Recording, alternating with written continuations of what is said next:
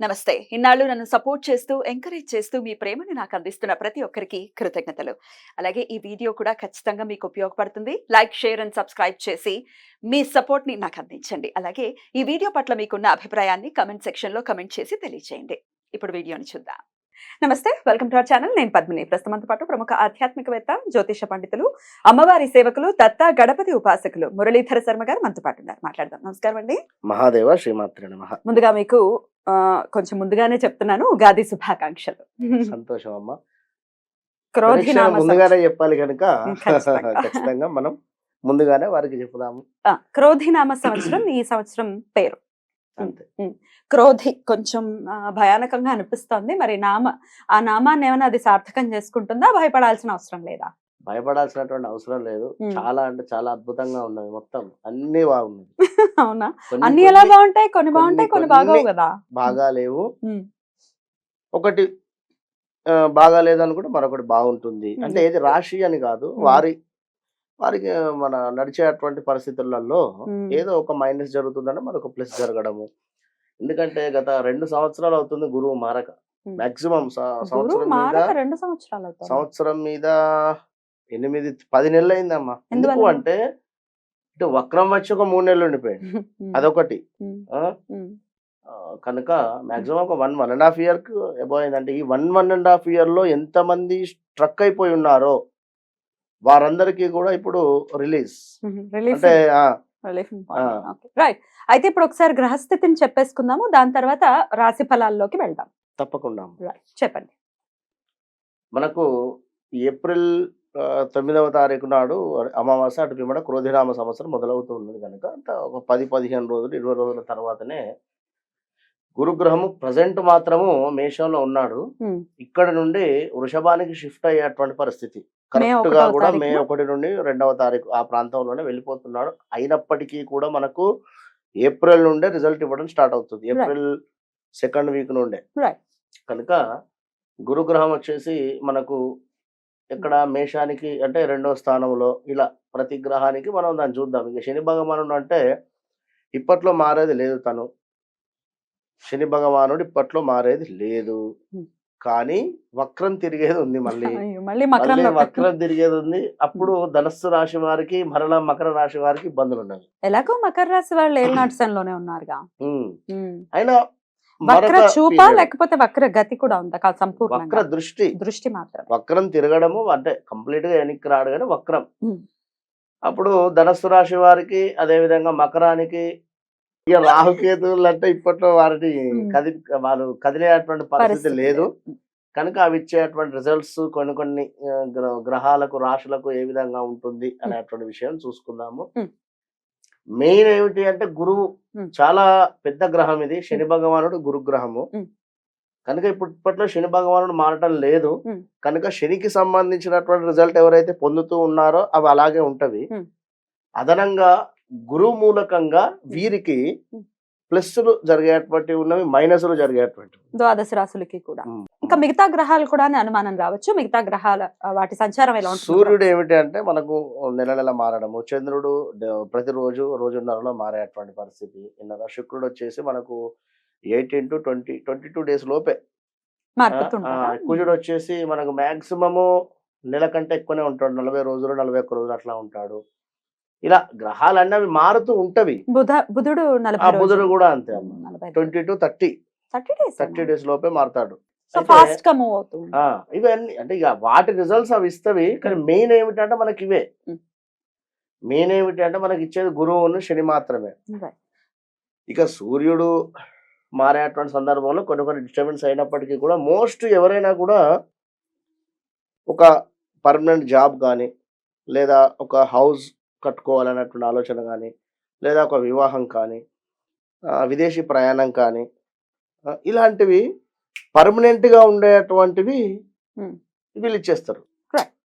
Permanent solutions వీళ్ళు ఇస్తారు. ఇప్పుడు ఉదాహరణకు సూర్యుడు మారాడు అనుకుందాం. ఎగ్జాంపుల్, సూర్యుడు ఏమిటి? గొడవలకు కారకుడు. అదే విధంగా గౌట్ రిలేటెడ్ ఏమైనా ఎగ్జామ్స్ రాస్తూ అదే కేతు ఉండేటువంటి స్థానంలో మనకు కన్యలో శుక్రుడు నీచబడుతూ ఉంటాడు. ఇక్కడ ఉన్నట్టయితే మీనరాశి వారికి కాస్త ఇబ్బందులు. ఇట్లా అదే ఒక 1 month పీరియడ్. కానీ ఇది ఏమిటంటే మనకు 1 long year, period 1.5 year long period long period మనకు పర్మనెంట్ గా వెల్ సెటిల్డ్ ఇచ్చేటువంటి గ్రహాలు. రైట్. కనుక సరే మరి ద్వాదశ రాశులకి కూడా ఈ క్రోధినామ సంవత్సరం ఎలా ఉండబోతోందో చూద్దామండి. తప్పకుండా అమ్మా, మరి మేషరాశి వారికి ఎలా ఉండబోతోందండి ఈ క్రోధినామ సంవత్సరం? తప్పకుండా అమ్మా. మేషరాశి వారికి సంబంధించి ఒకటే మాట చెప్పాలి అంటే, గురుగ్రహము వీరికి ద్వితీయ స్థానానికి వచ్చేటువంటి సందర్భము, అంటే వీరి లగ్నం నుండి ద్వితీయ స్థానానికి వచ్చినటువంటి సందర్భం. శని గ్రహము వీరికి ఎలాగో కూడా లాభస్థానంలో 11వ స్థానంలో ఉండేటువంటి పరిస్థితి కనుక శని భగవానుడు ఆల్రెడీ వీరికి ప్లస్ ఇవ్వడం జరుగుతున్నది గత కొంతకాలంగా కూడా. కనుక ఇప్పుడు మీకు మేజర్గా ఏమిటంటే గురుగ్రహము మారుతున్నటువంటి సందర్భంలో చాలా అద్భుతంగా ఉంది అని చెప్పవచ్చు. చాలా అద్భుతము అంటే మామూలు అద్భుతం కాదు, అఖండ రాజయోగం పట్టేటువంటి పరిస్థితి కూడా ఉంది మేషరాశి వారికి. మీరు 100% రాసి పెట్టుకోవచ్చు, నో డౌట్. ఉద్యోగ రీత్యా కావచ్చును, ఒక వద్ద జాబు మానేసి మరొక వద్దకు వెళ్ళినా కూడా మీకు అక్కడ ఒక చక్కటి గుర్తింపు రావడం కానీ, మీ మీరు ఎవరైతే ఉన్నారో అక్కడ జాబ్ రిలేటెడ్ కానీ బిజినెస్ రిలేటెడ్ కానీ ఉండేటువంటి సందర్భంలో మీకు మిమ్మల్ని పొగడడం కానీ, అద్భుతం అనేటువంటి విషయం కానీ ఇవన్నీ కూడా జరిగేటువంటి పరిస్థితులు ఉన్నవి. అయితే రావాల్సిన ధనం కావచ్చును, ఇలాంటిది ఏదైనా కూడా వచ్చేటువంటి పరిస్థితి గోచరిస్తుంది. ఒక గృహ నిర్మాణం కానీ అది ఎలాంటిదైనా కూడా అనుకున్నటువంటి పనులు అనుకున్నటువంటి విధంగా ముందుకు వెళ్ళేటువంటి పరిస్థితి ఉంది. మరి ఒకసారి ఈ మేషరాశికి సంబంధించింది మనకు ఒకసారి పంచాంగంలో కూడా ఈ విషయం చూసుకుంటాం. ఆదాయం వచ్చేసి మేషరాశి వారికి 8, అదే విధంగా వ్యయము 14గా చూపెట్టడం జరుగుతున్నది. ఇది ఆదాయము వ్యయము అనేటువంటిది ఏదున్నా కూడా ఇందులో ఉంది అని చెప్పి మీరు ఇదే అని చెప్పి నమ్మాల్సినటువంటి అవసరం లేదు. మన కష్టము అంతే, ఒకటి గుర్తుంచుకోండి. ఈ రాశి వారికి ద్వితీయంలో గురువు 11వ ఇంట, శని 12వ ఇంట్లో రాహు ఉండడం చేత అన్ని రంగాల వారికి కూడా అద్భుతమైనటువంటి శుభాలే అని చెప్పవచ్చును. ఇందాక కూడా అదే విషయం చెప్పి ఉన్నాను.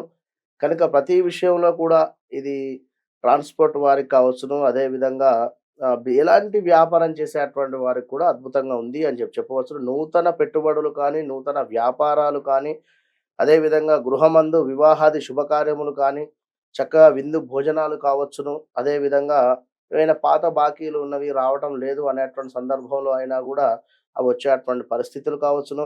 కొత్త కొత్త పరిచయాలు ఏర్పడేటువంటి పరిస్థితి, ఈ యొక్క పరిచయాలతో మీరు ఇంకా ముందుకు వెళ్ళేటువంటి పరిస్థితులు కావచ్చును. ఉద్యోగ ప్రాప్తి, ప్రమోషన్లు, అదేవిధంగా నూతన వస్తువులు, వాహనాలు, గృహ నిర్మాణము, ప్రయాణ లాభములు, ఇంకా మధ్యవర్తి పరిష్కారాలు ఏవైనా ఉన్నా కూడా చక్కగా సెటిల్మెంట్ అయ్యేటువంటి పరిస్థితి. సిమెంటు, నూనె, ఇనుము వ్యాపారమందు విశేషించి లాభాలు ఇవన్నీ కూడా గోచరిస్తూ ఉన్నాయి.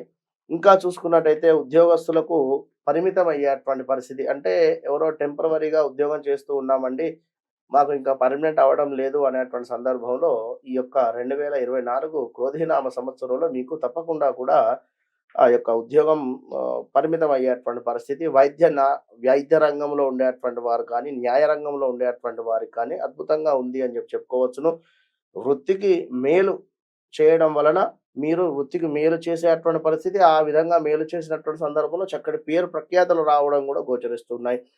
ఇంకా గృహమందు కొన్ని వస్తువులు కొనుక్కునేటువంటి పరిస్థితి, ఆభరణాలు కావచ్చును, బంగారం కావచ్చును, కార్లు కావచ్చును, ఇలా ఇంకా ఎగుమతి దిగుమతి వ్యాపారులకు చక్కటి లాభాలు గోచరిస్తూ ఉన్నాయి. బ్యాంకు రుణాలు మీకు ఏవైనా హౌస్ రిలేటెడ్ కానీ ఇంకా ఏ రిలేటెడ్ అయినా కూడా బ్యాంకు రుణాల కోసం ఎదురు చూస్తున్నటువంటి వారికి బ్యాంకు రుణాలు వచ్చేటువంటి పరిస్థితి, చక్కగా మంచి వారితో స్నేహం చేసేటువంటి పరిస్థితి, మీ యొక్క గుడ్ విల్ పెరిగేటువంటి పరిస్థితి, ఇంకా మీ అవసరానికి ఏదో రకంగా డబ్బు అందేటువంటి పరిస్థితి, వివాహం కాని వారికి వివాహం జరిగేటువంటి పరిస్థితి, విందు వినోద కార్యక్రమాలకు సంబంధించినటువంటి దానిలో చక్కగా కూడా పార్టిసిపేట్ చేయడము, సందర్భానికి తగిన నిర్ణయాన్ని తీసుకోవడము, అది మీకు అలవాటు.